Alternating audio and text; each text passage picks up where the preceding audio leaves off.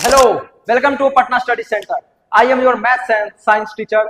Chapter 1 जो था आपका फिजिक्स का, वो पटना स्टडी सेंटर पर पोस्ट हो चुका है। ठीक है, चैप्टर 2 अब हम पढ़ाने जा रहे हैं। चैप्टर 2 का नाम क्या है sir? Human eye and the colourful world. चलिए स्टार्ट करते हैं। क्रैश कोर्स है, स्टार्ट कीजिए। Pathak sir, GP sir, crash course, वाह बढ़िया लग रहा है ना। Human eye and the colourful world chapter का नाम है। एग्जाम में वेटेज भी ज्यादा है, ठीक है ना, अथवा ध्यान से पढ़ना। चलो स्टार्ट करते हैं। Human eye and the colourful world में सबसे पहले हम लोग को आंख के बारे में पढ़ना है, और फिर आंख से जो भी हम लोग कलरफुल चीज देख रहे हैं उसके बारे में, फिनोमेनन के बारे में जानना है। तो ह्यूमन आई में ये टर्म सबसे पहले तुम जानो ये क्या क्या टर्म है। सबसे पहला टर्म हम लोग देख रहे हैं कॉर्निया। कॉर्निया जो होता है ना, जो आंख का सबसे आउटर मोड, सबसे बाहर वाला पार्ट होता है, जो ये समझिए हाईलाइट किया, ये सब बात समझना है। थिन है, बहुत पतला है, ट्रांसपेरेंट है, और आउटर मेम्ब्रेन, सबसे बाहर का मेम्ब्रेन है। देखो कॉर्निया, कॉर्निया सबसे बाहर का मेम्ब्रेन है, उसको हम लोग क्या बोलते हैं? कॉर्निया बोलते हैं। इरिस क्या होता है? Dark bigger circle seen in the I that control the size of प्यूपिल। प्यूपिल का साइज को कितना छोटा बड़ा होगा, इसको कंट्रोल करता है कौन? करता है इरिस करता है। तीसरा हो गया प्यूपिल, जो छोटा सर्कल होता है, यहां पर समझो, इस डायग्राम में देखना कहां पर है सर, यहां है। देखो कॉर्निया जो है वो सबसे आउटर मोस्ट पार्ट है। चलो उसके बाद तुम्हारा इरिस जो आया, वो ये वाला पार्ट जो है वो इरिस है, ठीक है।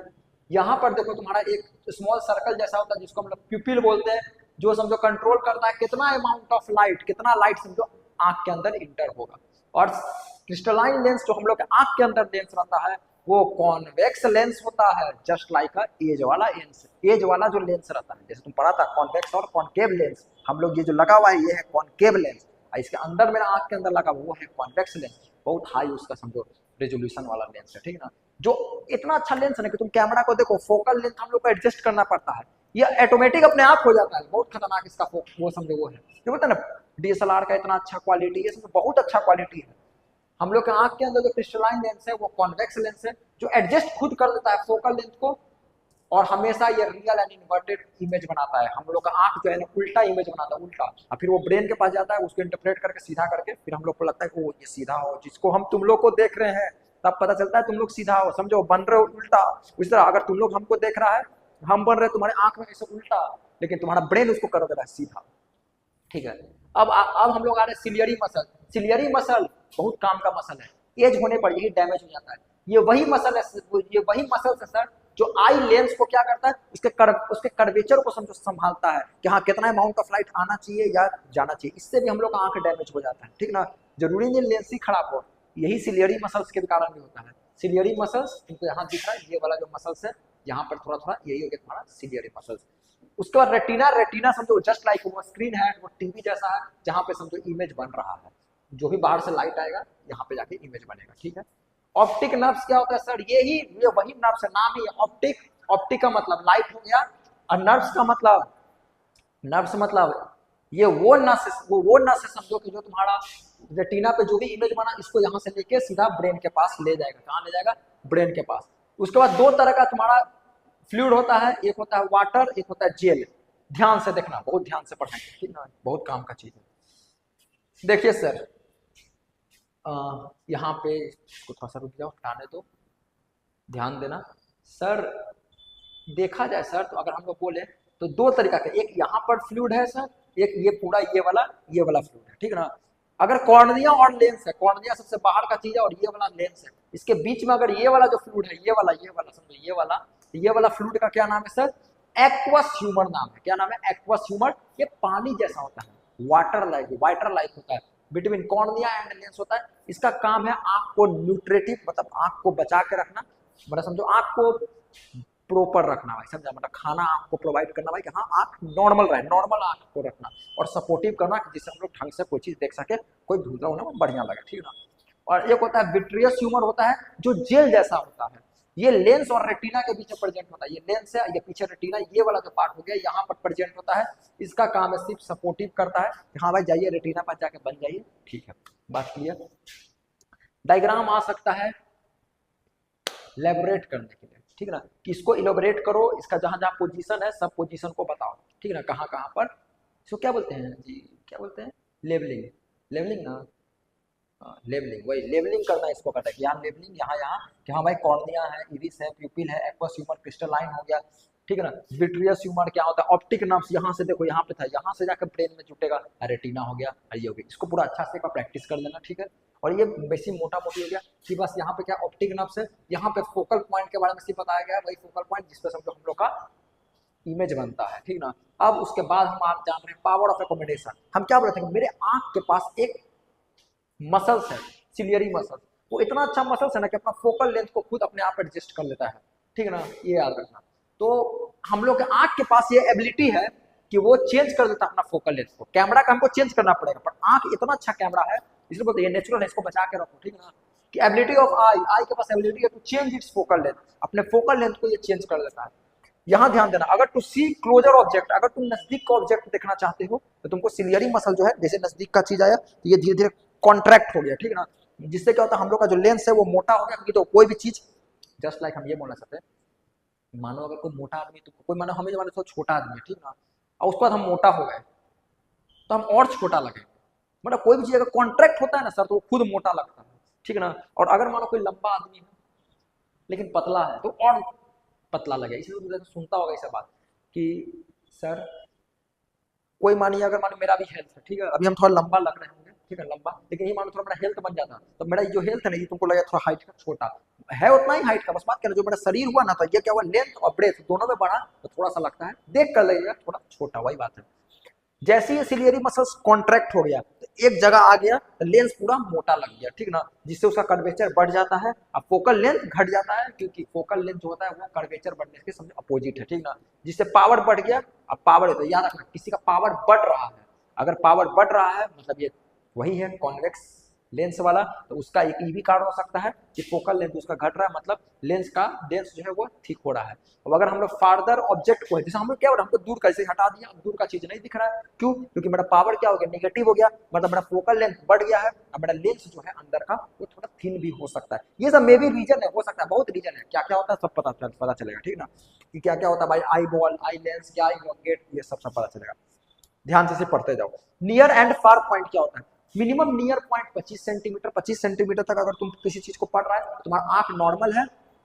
मैक्सिमम होता है इंफिनिटी तक, कहां तक, इंफिनिटी तक। नियर पॉइंट ऑफ, जिसको हम ये वर्ड याद रखना, list distance of distinct vision, LDDV बोलते हैं, यही 25 सेंटीमीटर आता है। ये वर्ड आ जाएगा LDDV कितना है, तो 25 सेंटीमीटर है सर, ठीक है ना, ठीक है ना, मतलब कोई तुमको आंख में प्रॉब्लम नहीं होगा।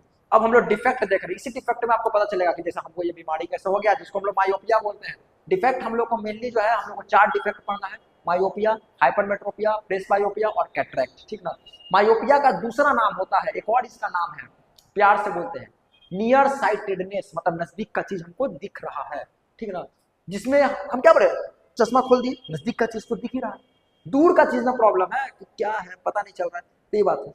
मायोपिया मतलब सर नियर साइटेडनेस है, मतलब नजदीक का चीज हमको दिखता है, फार का चीज में हमको नहीं दिख रहा है, क्योंकि जो फार पॉइंट है वो मेरा ऐसे होता है इंफिनिटी, लेकिन उससे मेरा पहले ही बन जा रहा है, समझा, इसलिए हमको दिख नहीं रहा है। इसका मेन रीजन क्या है, रीजन यही है कि फोकल लेंथ हमको ना, फोकल लेंथ मानो मेरा घट गया या एक्सेसिव कर्वेचर हो गया है, मतलब कर्वेचर बढ़ेगा फोकल लेंथ घटेगा, ये बात याद रखना, ठीक है। और नहीं तो जो मेरा ये आई बॉल है यही तो पीछे चल गया है, जस्ट लाइक मेरा आंख सब सही है, सब कुछ ठीक हो रहा है, पहले भी मानो मेरा यहीं पे बन रहा है, बस अंतर क्या है, अभी भी यहीं पे, पहले भी यहीं पे बन रहा है, अभी भी मानो यहीं पे बन रहा है, बस अंतर क्या है, यही आंख जो है ना ऐसे हो गया, मानो लंबा हो गया, ये आई बॉल, इसको आई बॉल बोलते हैं, इसको जो है ना आई बॉल बोलते हैं, क्या बोलते हैं sir, eye ball. Eye ball क्या हो गया, ध्यान देना, पहला रीजन हो सकता है सर कर्वेचर, आई लेंस का ठीक हो जाना, मतलब कर्वेचर को बढ़ जाना, जिसके कारण क्या हो गया सर, फोकल लेंथ घट जाना, दूसरा रीजन में होंगे।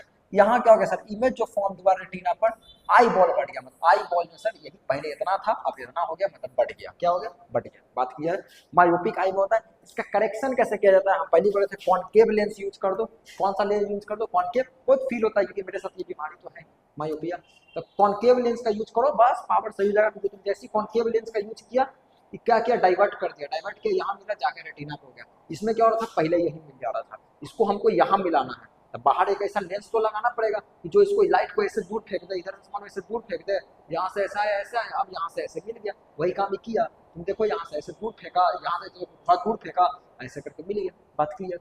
पिक्चर को फील करो, देखो दूर फेंका हुआ लग रहा है, हाँ सर ऐसे गया, थोड़ा गया, वापस जाके मिल गया, बात क्लियर, करेक्शन हो गया।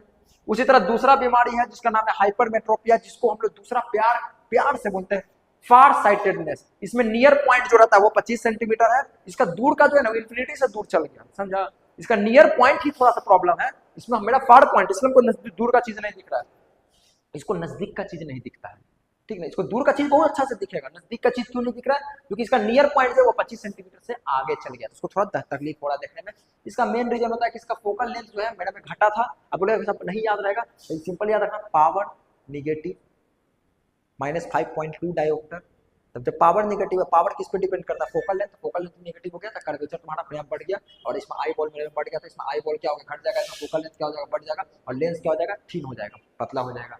इसमें हम लोग कॉन्वेक्स लेंस यूज करते हैं। कॉन्वेक्स क्या कर रहा है, थोड़ा दूर बन रहा है, देखो दूर, हम चाहते हैं कि यहाँ नहीं तुम बनो, तुम यहाँ बनो, तो इसीलिए एक लिए थोड़ा सा पहले कन्वर्ट कर दिया मतलब कन्वर्जिंग पावर कर देते हैं।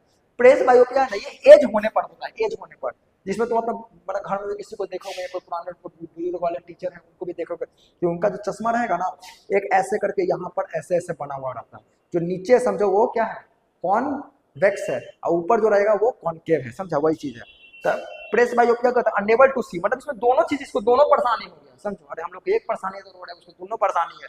मायोपिया भी एज से, बुढ़ापा होने से होता है, एज होने से होता है। क्यों होता है, इसको कोई लेंस से परेशानी नहीं है, जिसका सिलियरी मसल्स नहीं बताए थे, सिलियरी मसल्स कहाँ गया, ये वाला, यही सिलियरी मसल्स ही कमजोर हो गया। वो मसल था ना जो फोकल लेंथ को एडजस्ट कर रहा था, वही क्या हो गया, कमजोर हो गया, जिससे क्या हो गया, उसका फ्लेक्सिबिलिटी आई का अब नहीं अच्छा हो रहा, मतलब नहीं ढंग से एडजस्ट कर पा रहा है, जिसमें उसको बाइफोकल लेंस लगता है ऐसा वाला, नीचे कॉन्वेक्स रहता है, ऊपर कॉनकेव रहता है।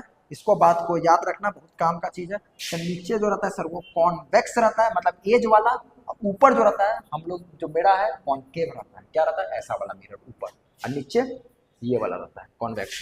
एक होता है कैटरेक्ट, जिसको हम लोग मोतियाबिंद बोलते हैं, जिसमें क्या होता है कि जो तुम्हारा इसमें पूरा कंप्लीटली लॉस या कुछ कुछ लॉस हो जाता है, नहीं ढंग से दिखता है, क्योंकि जो तुम्हारा लेंस है वही ओपेक हो जाता है, मिल्की बन जाता है। इसका सिंपली एक ही इलाज है, कोई चश्मा उस्मा नहीं है, सर्जरी करो बस, ये अपने आप सही हो जाएगा, ठीक है। यहाँ तक टॉपिक समझ आया, डिफेक्ट हो गया, एग्जाम में पक्का यहाँ से सवाल देगा। अब हम लोग देख रहे हैं रिफ्रैक्शन थ्रू अ प्रिज्म। एक प्रिज्म है, प्रिज्म से कैसे रिफ्रैक्शन होता है, प्रिज्म में तुमको देख कर ही पता होगा कि सर इधर इधर दो ट्रायंगल होता है और तीन क्या होता है, रेक्टेंगल होता है। तो दो ट्रायंगुलर होता है, तीन रेक्टेंगुलर होता है, इधर से दिख रहा है ट्रायंगल, उस तरह ये मानो इधर से एक ऐसे निकाल दिए एक रेक्टेंगल, यही वाला एक रेक्टेंगल इधर हो गया, इधर एक हो जाएगा, क्या बोलते हैं उसको, एक triangle triangle rectangle rectangle rectangle, बस तीन रेक्टेंगल दो ट्रायंगल होता है। इसका सरफेस पे ये ट्रांसपेरेंट होता है, बिल्कुल ग्लास जैसा। इसमें याद रखना व्हाइट लाइट का मेन चीज है, मोनोक्रोमेटिक लाइट, हम लोग व्हाइट नॉट व्हाइट को नहीं, अगर व्हाइट लाइट अगर इस पे जाएगा तो समझो क्या होगा, 7 कलर में टूटता है, लेकिन मोनोक्रोमेटिक लाइट में व्हाइट लाइट नहीं होता है। गया, पहली पढ़ा चुके थे, पैरेलल होगा, ये आ जाएगा, पहली पढ़ाए कि ये इंसिडेंट हो गया और यहाँ से इमर्जेंट रे हो गया, और ओरिजिनल इंसिडेंट रे और इमर्जेंट रे दोनों जिस पॉइंट पे मिलता है उसी पॉइंट को हम लोग बोलते हैं एंगल ऑफ डेविएशन। यहाँ पे ये वर्ड के लिए ज्यादा जरूरी है, angle of deviation, angle of deviation है, डेविएशन का, ठीक है ना। बस यहाँ पे कुछ कुछ पॉइंट है, समझते जाओ, सब समझ आ जाएगा। पी क्या है, इंसिडेंट है, ठीक है। EF रिफ्रैक्टेड है, ये इमर्जेंट है। एंगल ऑफ प्रिज्म में दो चीज में बहुत ज्यादा जरूरी है, एंगल ऑफ प्रिज्म और angle of deviation. Angle of deviation तो बहुत जरूरी है। एंगल ऑफ डेविएशन में क्या होता है, ओरिजिनल इंसिडेंट रे और इमर्जेंट रे, ये दो चीज अगर मिल रहा है तो वही बनता है, याद रखना। ये वाला लाइन सर ऐसे गया, ये वाला लाइन सर ऐसे गया, जिस पॉइंट पे मिला वही बन गया एंगल ऑफ डेविएशन। और एंगल ऑफ प्रिज्म क्या होता है, जो प्रिज्म का एंगल होता है इसी को हम लोग एंगल ऑफ प्रिज्म बोलते हैं। यहाँ तक बात क्लियर है। अगर व्हाइट लाइट जाएगा तो वही विबजियोर में टूटेगा, 7 कलर में टूटेगा, जिसको रेनबो बोलते हैं। तो व्हाइट लाइट जाएगा विबजियोर में टूटेगा, 7 कलर में टूटेगा, ठीक है। तो मिलते हैं हम लोग फिर इसके बाद वाला नेक्स्ट वीडियो में, जिसमें आपको ये पूरा चैप्टर समाप्त हो जाएगा।